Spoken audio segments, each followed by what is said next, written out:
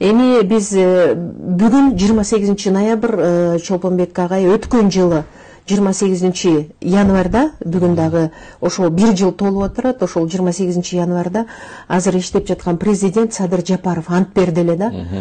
Ант берип президенттик кызматына расмий түрдө киришкен. Ошондо дагы элдин ынтымагы, мамлекеттин бүтүндүгү, анан анда жашаган элдин бакубат жакшы жашоосу үчүн шарт түзүү эң негизги максаты экендигин айтканда, анан бүгүн да ошол айтылган сөздөр өтө актуалдуу болуп турат. 1 жыл өттү, 1 жыл ичинде айтылган максаттар канчалык деңгээлде аткарылып атат деп артка кылчайганга туура келет экен. Сиз дайыма өзөңгүлөш жүрөсүз, дайыма идеяларын колдоп, аны ишке ашырууга баардык аракетиңиздерди жумшап жатасыздар. Бүгүн сиз ошо 1 жылдан кийин кандай ойдо турасыз?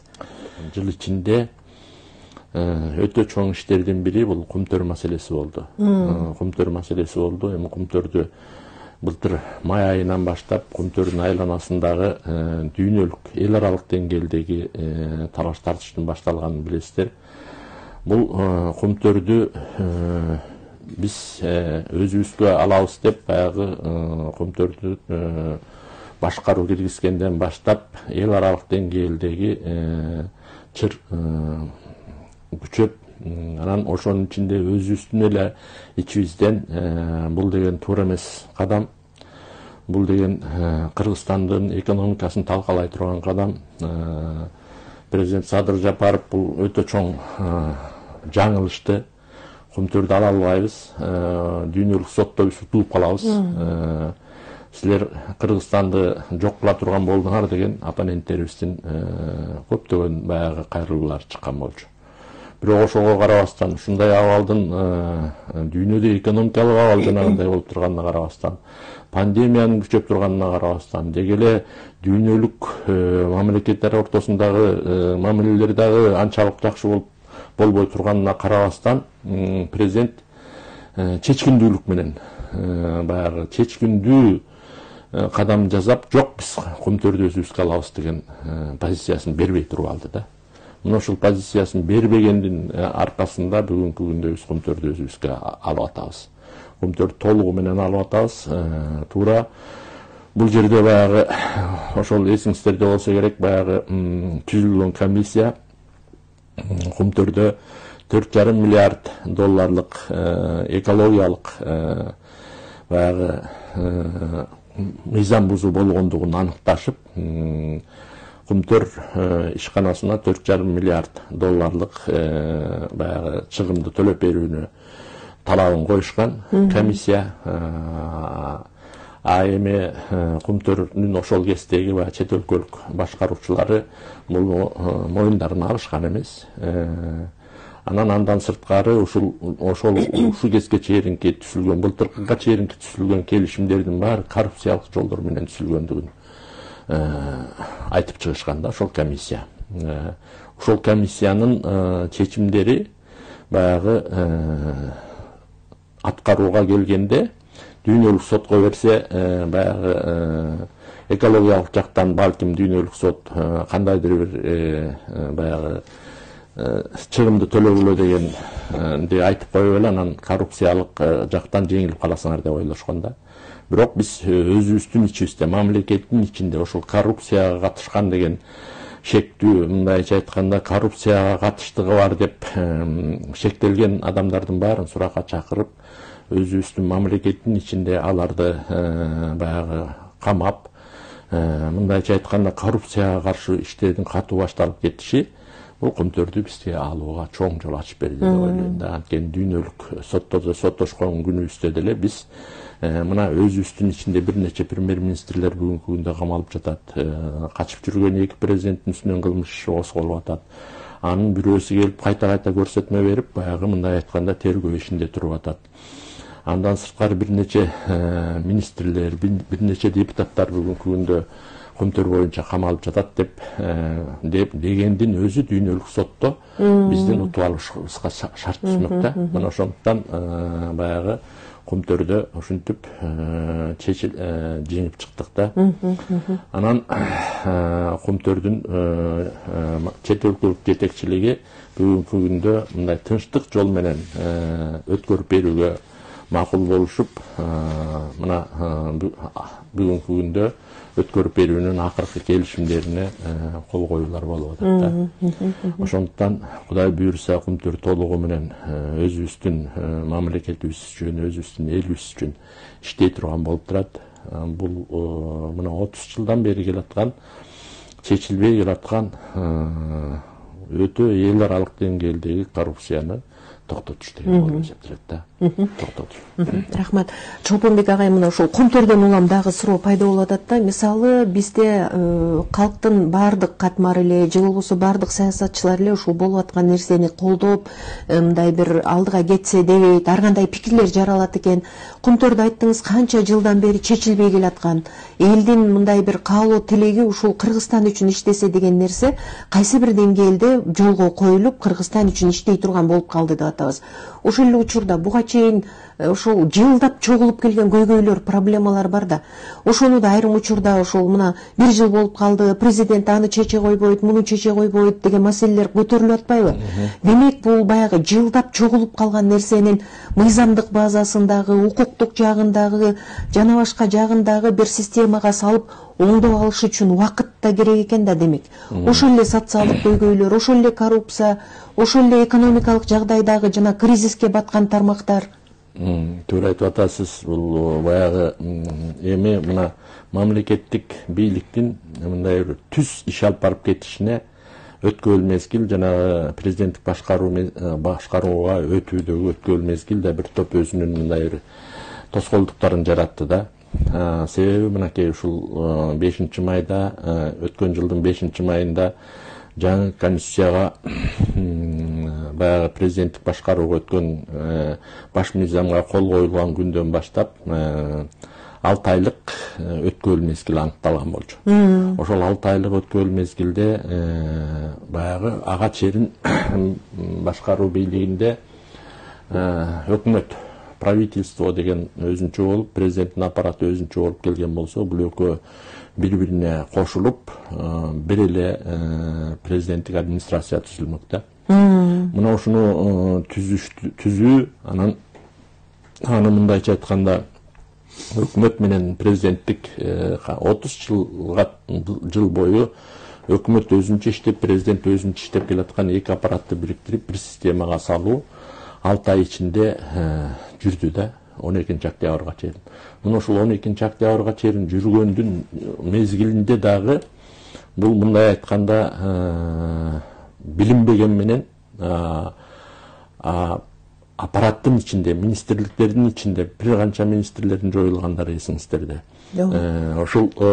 Ошонун өзү дагы бир топ мындай мамлекеттик ишти жөнгө салып кетүүгө, мындайча айтканда мамлекеттик иштин стабилдүү иштешине өтө чоң тоскоолдуктарды жаратат да. Мына ошондой тоскоолдуктарды жеңип өтүшкө да туура келди. Бул өткөл мезгил деген дайыма татаал болот да. Татаал болот. Анткени ал жерде бир нече министрликтер жоюлуп, бир нече аппарат, бир нече бөлүмдөр жоюлду. Ошол жоюлган адамдар, бөлүмдөрдө, министрликтерде адамдар иштешет. Алардын тагдыры, анан ал система, мурда системаны кайра өзгөртүп башка системага салып, ал система кайра жолго түшүп кетүү. Мындайча айтканда, мындай бир башкаруунун татаал процесси да. Ошол татаал процессте өтүүнүн өзү дагы бир топ ишке тоскоолдук кылганына карабай мамлекеттик иш жүрүп атты. Мамлекеттик ишти үзгүлтүккө учуратпай жүрүп атты да. Мына ошондуктан баягы социалдык проблемаларды чечүүдө, экономикалык проблемаларды чечүүдө булар сөзсүз түрдө кайсы бир деңгээлде кыйынчылыктарды жараттыгын мойнубузга алышыбыз керек. Бирок ошол кыйынчылыктарды жаратканына карабастан мен айтар элем, баягы министрлер кабинети өзүнүн ишин мындай бир тез арада алып кетти. Тез арада алып кеткенинин жыйынтыгынан ушул мына биз 30 жылдын ичинде биринчи жолу бюджет карыз болбой чыкты да. Карыз болбой, тескерисинче 30 миллиард сомго жакын ашык бюджет менен чыкты. Биздин 30 жылдык тарыхыбызда биринчи жолу мамлекет $500 миллион мындай айтканда мындай ашык $500 миллион менен 22-жылга аттады да. Мындай 30 жылда бир да жолу тарыхта болгон эмес. 500 миллион эмес, $5 миллион менен ашык атталган эмес. Тескерисинче кетип аткан жылга дайыма карыз болуп калышчу да. Карыз болуп, ошол карыз менен атташчу эле. Мына ушунун өзү дагы биз ушундай тоскоолдуктарга карабай, бийлик жанагыдай реформа жүрүп атканына карабай, жаңыланып улам бир жаңы баягы система ишке кирип атканына карабай, ушулардын баарын аткаргандыгы бул мындай бир сөзсүз түрдө баягы баалап коюучу нерсе да, баалап коюучу нерсе. Биз эми баягы мамлекеттин ички ишиндеги татаал процессти коомчулукта мамлекеттик кызматтарды иштеп калгандар гана түшүнбөсө, коомчулуктагы мындай карапайым адамдардын түшүнүшү оорураак болот. Ошого карабастан баягы биз мезгил учуру менен ушундай баягы процесстин болуп аткандыгын коомго айтып турушубуз керек. Мына ушул бир жылдын ичинде мына өзүңүздөр билесиздер, бир эле коррупцияны алалычы. Коррупция менен күрөшүү дегендин өзүндө бир жылда 8 миллиардка чукул каражат бюджетке түштү да. 8 миллиард сомго чукул каражат бюджетке түштү. Ал эми өткөн 30 жылды карап көрүңүздөр. Ошол 30 жылдын ичинде 30 жыл бою Акаев деле, Бакиев деле, Атамбаев деле, Жээнбеков деле бардыгы биз коррупция менен күрөшүп атабыз. Биз коррупция менен коррупцияга каршы чечкиндүү кадамдарды жасап атабыз деп айтып келишкен. Бирок ошол 30 жылдын ичиндеги 30 жылдык коррупциядан түшкөн каражатты чогултсак 500 миллион сомго жетпейт. 500 миллион сомго да жетпейт да. А бир жылдын ичинде 8 миллиард сомдон түшүшү бул өтө чоң ири көрсөткүч. Эми 8 миллиард сом десе мындай асмандан түшүп калган жок. Бул ошол 8 миллиард сомдун ар бир сомунун аркасында адамдар турат. Мындайча айтканда ар бир сому адамдардын чөнтөгүнөн чыкты. Баягы мамлекеттин байлыгын, мамлекетке тийиштүү каражатты уурдап алган адамдардын кайра кайтарып берүүсүнөн чыкты. Бул мындай айтканда өзүңүз элестетип көрүңүз. Siz özünüz деле бирөөгө бир 1000 сом жөн эле 1000 сом сиздин 1000 сомуңузду алып койсо, ошол жерден канча бир жаныңыз күйүп кетет. Эмнеге сен менин 1000 сомумду алып алганга тийиш? Жөн эле эмнеге мен сен? Анан ошону элестетип көрүңүз, эми 8 миллиард сомду кантип чыкты бул? Кантип чыкты? Эми ошол адамдар бийликтин элдешкис душманына айланышты бүгүнкү күндө. Бийликке элдешкис душман болуп турушат бүгүнкү күндө. Мына бийликти колдорунан келишинче жамандаганга, бийлик иштеп атат дегенге, бийликтин ушуларды кандай кылып кетирсек дегенге аракеттерин тынымсыз көрүп жаткан топтор пайда болду. Бул эми бирок ошол ушундай топтор пайда болот. Эртең бизге элдешкис душмандарыбыз көбөйүп кетет деп корксо, анда коррупция менен күрөш жүрбөйт да. Бүт мына буга чейинки президенттердин корккону ошондон болгон. Коррупция менен күрөш башталганда эле аларды коркутуп киришчү. Биз элди чогултабыз, элди көтөрөбүз, митингдерди көбөйтөбүз, силерди кубалатып ийебиз, бизге тийбегиле депчи. Биз каражатты керек болсо чачабыз аябай депчи.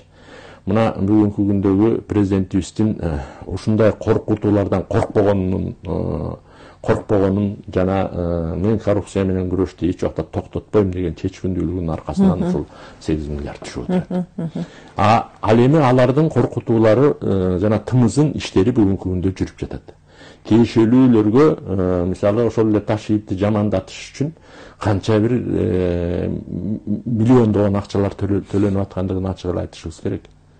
Ошол Ташиевди коррупция менен күрөшүп аткандыгы үчүн чем мамлекетке төгүп бергенден көрө, казанага төгүп бергенден көрө, жалданма журналисттерби, жалданма адамдарбы ошолорго төгүп төлөп, кандай болсо да жок нерселерди болсо да жаратып, жамандаттырып, анан ушуларды бир нерсе кылсак, балким биз аман калабызбы дегендер жок эмес. Аны биз ачык эле айтып коюшубуз керек коомчулукка. Мына ошондой аракеттердин кезепетинен ар кандай баягы коомдогу пикир келишпестиктер, жалган маалыматтар чыгып аткандыгын биз бүгүнкү күндө коомго ачык айтып турушубуз керек. Антпесе коомчулукта бүгүнкү күндө түшүнбөстүктөр пайда болуп атат. Анан эгерде ушундай коркутуулардан, үркүтүүлөрдөн, жалган маалыматтарды таратуудан коркуп калсак, анда коррупция менен күрөш да токтоп калат. Мен президентибиздин позициясын жакшы билем. Мындай коррупция менен күрөш токтобойт. Ошондуктан коррупционерлерге буга чейин эле президентибиз эскертип айтып келген. Өзүңөр эле төгө баштагыла депчи. Коррупционерлер бүгүнкү күндө өздөрү эле төгө башташ керек. Өздөрү эле коррупциялык иштерин токтотуш керек. Мамлекетибизде коррупциялык ишке акыры жүрүп бөгөт коюлат. Акыры жүрүп коррупциядан тазаланабыз. Бүгүнкү күндө деле мындай экен да, 1 жылдын ичинде баардыгын жолго коюп кете албайт эч ким. Бул тарыхта да болгон эмес, эч жерде болгон эмес. 1 жылда эле баарын сопсоңур оңдоп жибергенчи.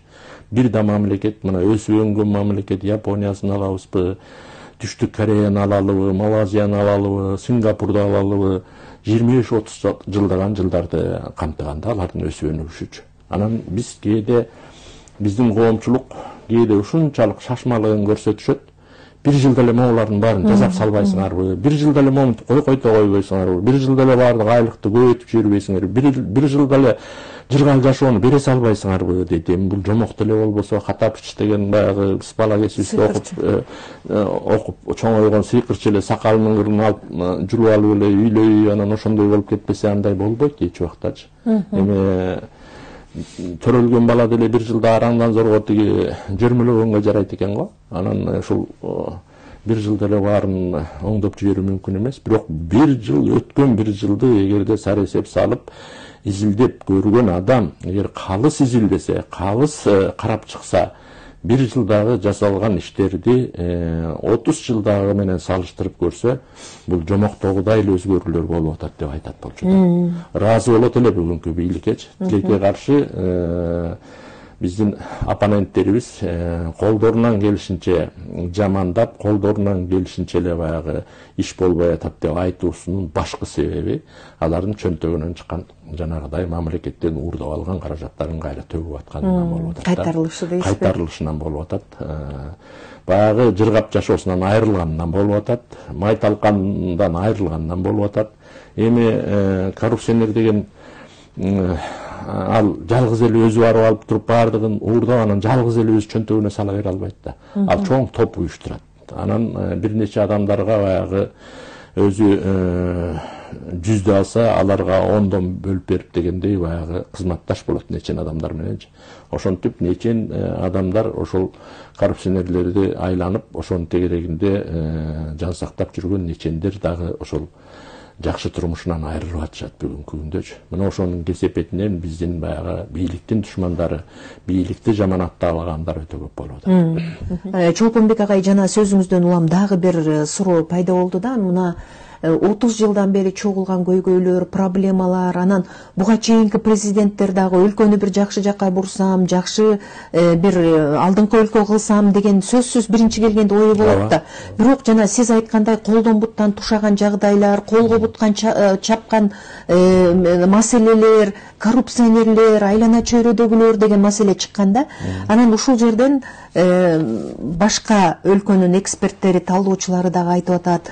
Ушул жерден азыркы президент Садыр Жапаровдун кайсы маселе болбосун элдин ичинде чыгып аткан көйгөйлөрдү тезирээк кабыл алып, анан ошого жараша чечкиндүү кадам жасап жатат деп баа берип атышпайбы? Ушул дагы кайсы бир деңгээлде мындай бир сиз айтып аткан системанын бурулушуна, кандайдыр бир кескин бурулуштарга алып келүүгө шарт түздү десек болобу? Анткени ошо өлкөдөгү бир лидерден да бир нерсе көз каранды болот да сөзсүз.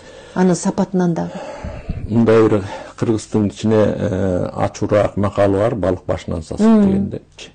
Мына ушул башындагы адам таза болсо, коом акыры жүрүп тазаланат.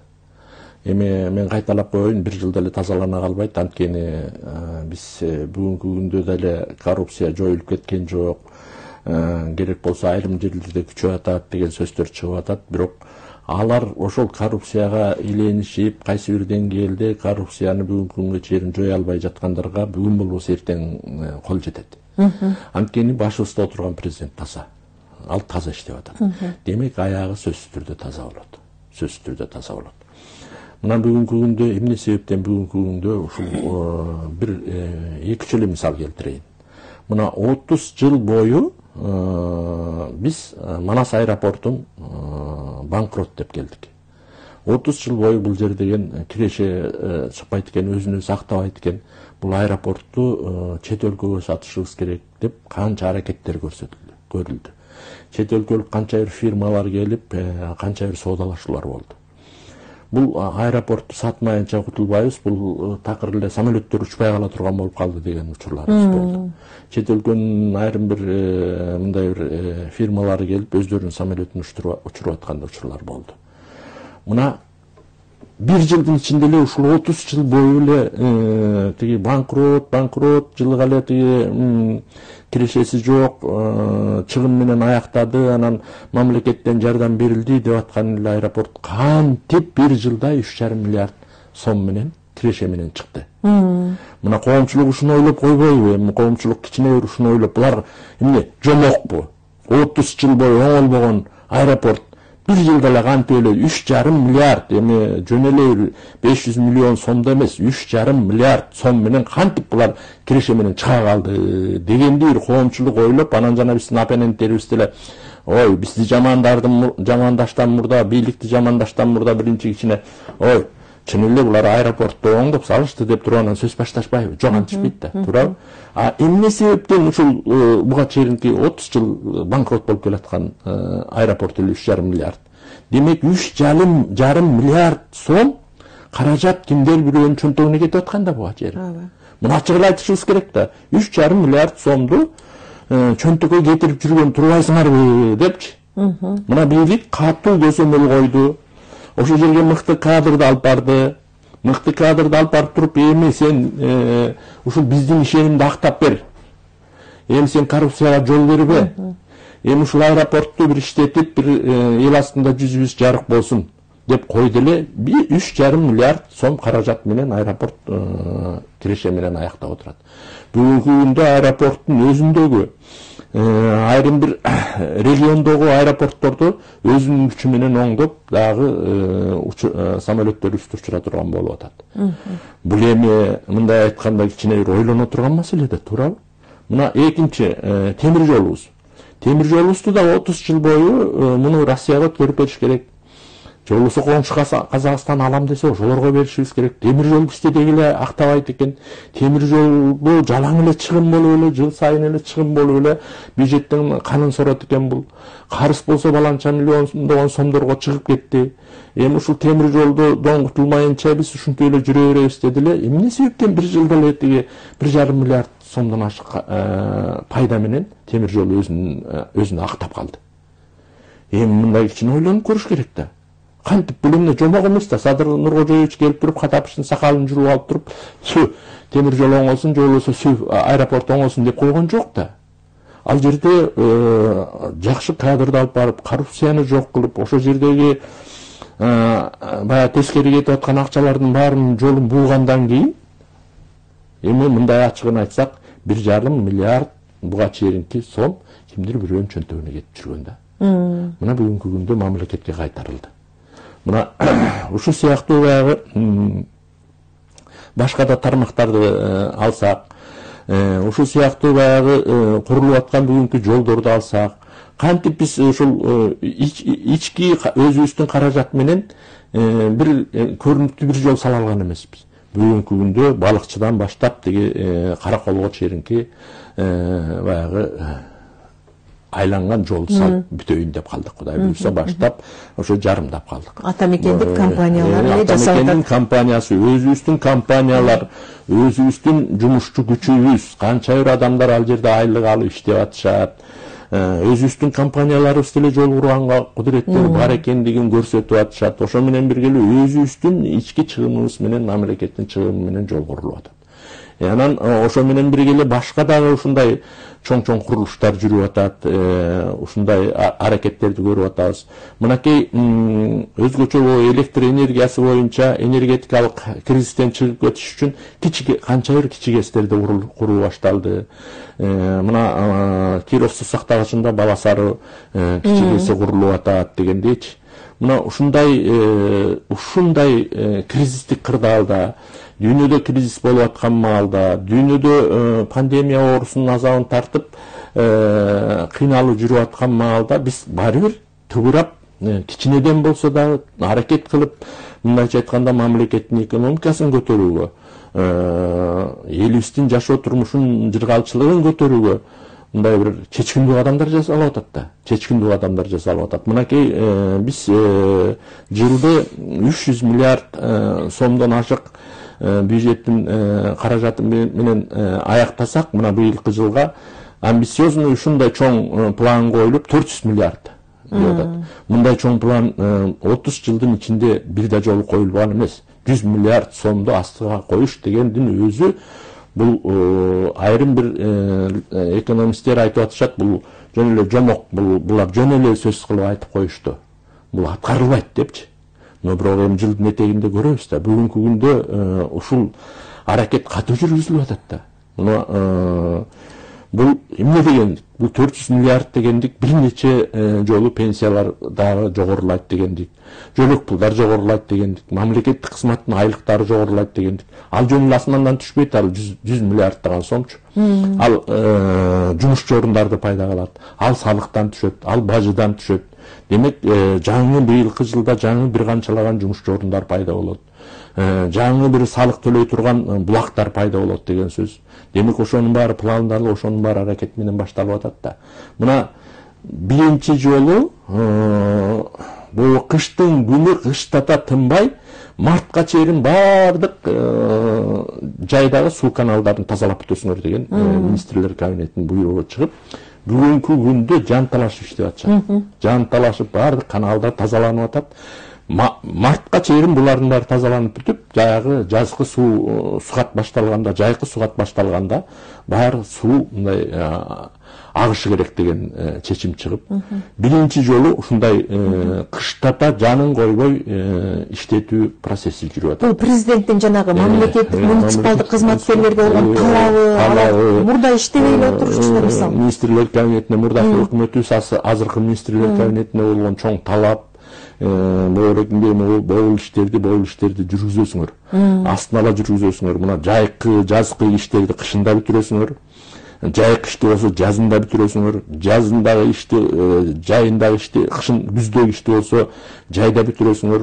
Кышкы ишти деген талаптын астын ала пландалуунун кайта бул маселени талкуулоонун аркасы менен ушул иштер жүргүзүлүп атат да. Мынакей ошондой иштер жүргүзүлүп атат. Мына мисалы Баткенде өтө чоң проекти ишке ашуунун астында турат, башталуунун астында турат. 3600 гектар жерге суу чыгаруунун каналы курулуунун мына ушул февраль айында башталуунун астында туруп атат. Бул ошол Баткендеги Кадамжай эли менен мамлекет биргелешип ишке ашырат. Бүгүнкү күндө ал президент менен макулдашылып, министрлер кабинетинин төрагасы Акылбек Үсөнбековичтин жеке көзөмөлүндө башталып, жеке көзөмөлүндө туруп атат. Мына ошого окшогон чоң амбициозный иш пландар астыга жүрүп атат. Эми эсептеп көрүңүз, 3600 гектар жерге суу чыгарып, ошол жерди өздөштүрүш деген бул өтө чоң иш да. Мисалы, ал жер жөн жер эмес, туура өзбек туугандарыбыз менен чек араны бойлоп кеткен жер.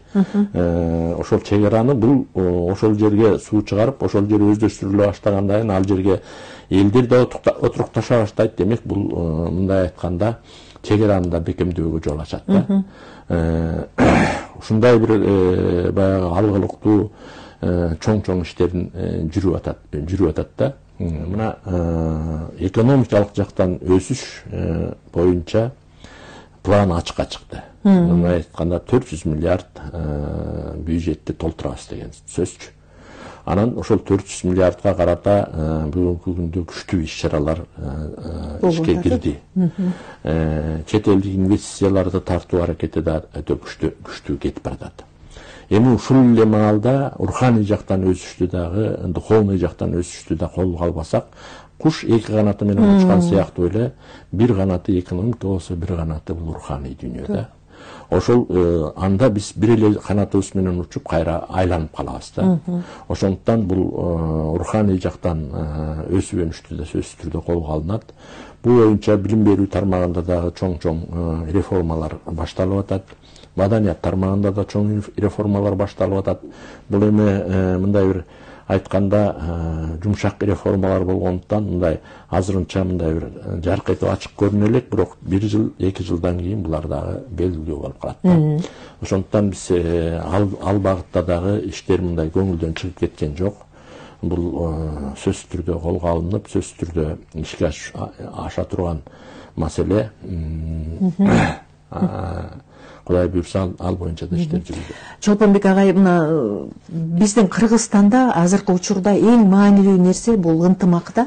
Анан президент туура 1 жыл мурун расмий президенттик кызматына киришип жатып, Садыр Жапаров ошол элге кайрылуусунда мен ушул учурдан пайдаланып өлкөбүздөгү бардык саясий күчтөрдү, санаалаштарымды, оппоненттеримди, улуттук азчылыктарды, диний конфессияларды, коомдун бардык катмарын ушул улуу мүддөөнү аркалоо жолунда тилектеш, максатташ болууга чакырам деди эле да.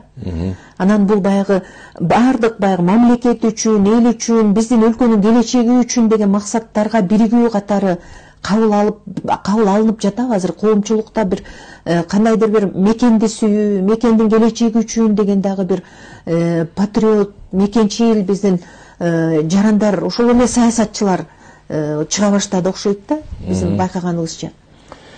Эми бул мекенчилдик, мекенге болгон мамиле ар бирибиздин жүрөгүбүздө болуш керек да. Бул жеке эле тиги бийлик башында отурган президент Жапаровдун эмес, ар бир кыргызстандыктын жүрөгүндө мекенчилик жашаш керек. Биз баарыбыз мекенге келгенде, мекендин ынтымагына келгенде, биримдикке келгенде баарыбыздын жүрөгүбүз бирдей согушубуз керек.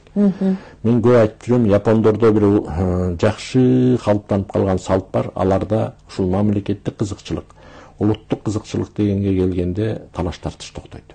Ал кызыкчылыкка тийишпейт. Андан бардык нерселер, саясий кызыкчылыктар, жанагы күнүмдүк талашуу тартышуу, бийликке болгон кызыкчылык бул улуттук жана мамлекеттик кызыкчылыктан төмөн турат. Мына биз да ошондой салтка өтүшүбүз керек да. Биз дагы ошол мамлекеттик кызыкчылык, улуттук кызыкчылык үчүн дайыма бирге болушубуз керек, бирдикте болушубуз керек. Эч убакта мамлекеттик кызыкчылыгыбызды, улуттук кызыкчылыгыбызды жеке кызыкчылыгыбыздан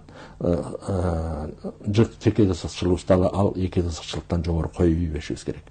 Тилекке каршы бүгүнкү күндө ар кандай сырткы жана ички күчтөрдүн таасирине берилген айрым бир топтор мамлекеттин кызыкчылыгында, улуттун кызыкчылыгында сатып ийген учурлар бар экендигин ачык айтып коюшубуз керек.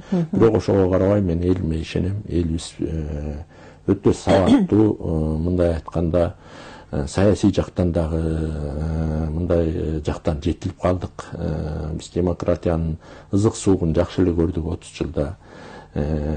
Баягы өйдө төмөн революцияларды да жакшы башыбыздан өткөрдүк. Ошондуктан бул жагынан алганда биздин элибиз жетилип бышыгып калган эл да. Ошондуктан улуттук кызыкчылык, мамлекеттик кызыкчылык биринчи орунда турат деп ойлойм. Анан элибиз бүгүнкү күндө мындай бир жалпысынан алганда президенттин жана мамлекеттик бийликтин жүргүзүп аткан реформаларын туура түшүнүү менен эле кабыл алып атышат. Бирок баягы айрым бир топтордун ар кандай аракеттерине карабай жалпы элдик ынтымак бүгүнкү күндө өзүнүн эле ордунда деп айткым келет да, өзүнүн эле ордунда. Президентти колдоочулардын, президенттин алган багытын, реформаларын колдоочулардын дагы мындай бир жогорку деңгээлде колдоп турушканына ишенемин. Анткени элибиз бүгүнкү күндө баягыдай мамлекетти талаптоноо, мамлекеттин байлыгын талаптоноого жол берилбей калганын көрүп турушат. Ошо менен бирге эле кандай аракеттер, кандай кыйынчылыктарга карабай кандай аракеттер болуп атканын да элибиз көрүп турат. Ошондуктан бул багытта баягы элдин ынтымагы, биримдиги үчүн мындай бир аны козгоп же баягы мындай бир бузуп жиберүүгө мындай шылтоо жок. Себеп да жок. Себеп да жок, шылтоо да жок. Эгер шылтоо болсо, мисалы ачыгын айтыш керек да. Эл президентибиз деле дайыма айтып атпайбы? Дайыма эл менен болгула, эл арасында болгула, элдин үнүн угуп тургула депчи. Рахмат. Албетте баягы алдыдагы мекен үчүн, эл үчүн, мамлекет үчүн деген чоң башталыштарда президенттин мойнуна баарын жүктөп койбой, ар бир кыргызстандык салым кошо билели деген ниетте. Баарыбыз мамлекет баарыбыздыкы, улут баарыбыздыкы. Ошондуктан ар бирибиз мамлекет үчүн, эл үчүн ак тилден, ак жүрөгүбүз менен иштешибиз керек да. Рахмат сизге.